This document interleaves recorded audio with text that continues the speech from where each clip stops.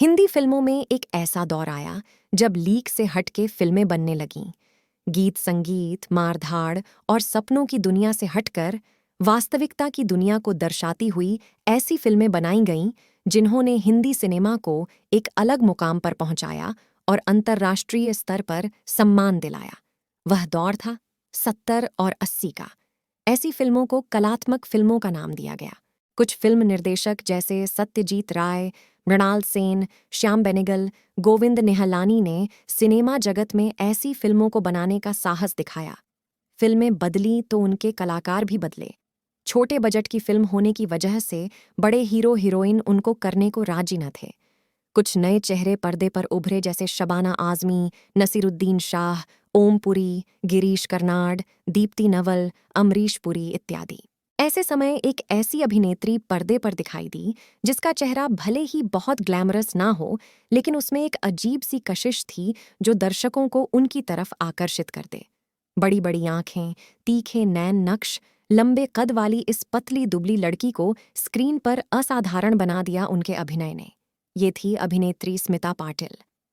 Film चरण दास चोर से शुरुआत करने वाली स्मिता पाटिल ने बहुत जल्दी सफलता हासिल की। उनकी दूसरी फिल्म थी निशांत, जिसमें मुख्य रोल था तो शबाना आज़मी का, लेकिन स्मिता ने भी एक छोटा लेकिन महत्वपूर्ण रोल निभाया। मुख्य भूमिका में स्मिता जी की पहली फिल्म थी मंथन, जो श्वेत क्रांति पर आधारित एक गांव के लोगों की संघर्ष की कहानी है।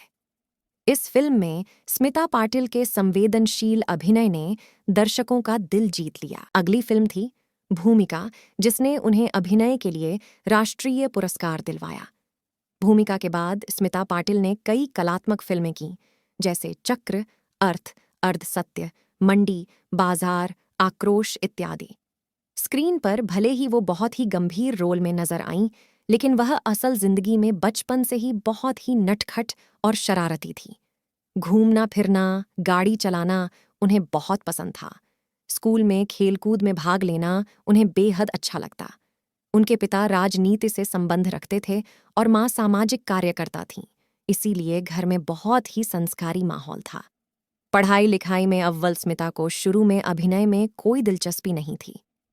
एक समाचार वाचिका के रूप में जब निर्देशक श्याम बेनेगल ने टेलीविजन पर स्मिता पाटिल को देखा, तो उसी समय स्मिता की कमाल की स्क्रीन प्रेजेंस को पहचान गए। शबाना आजमी उनकी प्रतिद्वंदी थी, क्योंकि दोनों ही कलात्मक फिल्मों में टक्कर की अभिनेत्रियां थीं।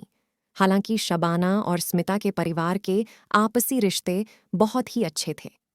उनकी स्क्रीन उपस्थिति ने कमर्शियल फिल्मों में भी कमाल दिखाया और उन्होंने एक के बाद एक हिट फिल्में दीं, जैसे नमक हलाल, शक्ति, आज की आवाज़, आखिर क्यों, वारिस, अमृत, आवाम इत्यादि।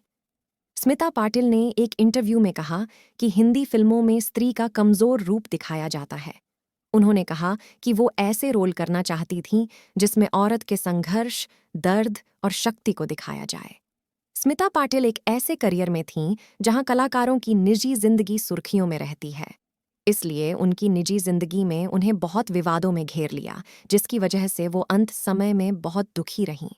अल्प आयु में सिर्फ 10 साल के फिल्मी सफर के बाद स्मिता पाटिल 13 दिसंबर 1986 में इस दुनिया को छोड़कर चली गईं। जो भी उनकी निजी जिंदगी हो, भारतीय सिनेमा के इतिहास में सुनहरे अक्षरों में लिखी जाने वाली इस महान अभिनेत्री को कोई नहीं भुला सकता। 17 अक्टूबर को उनके जन्मोत्सव पर हम उन्हें श्रद्धांजलि देते हैं।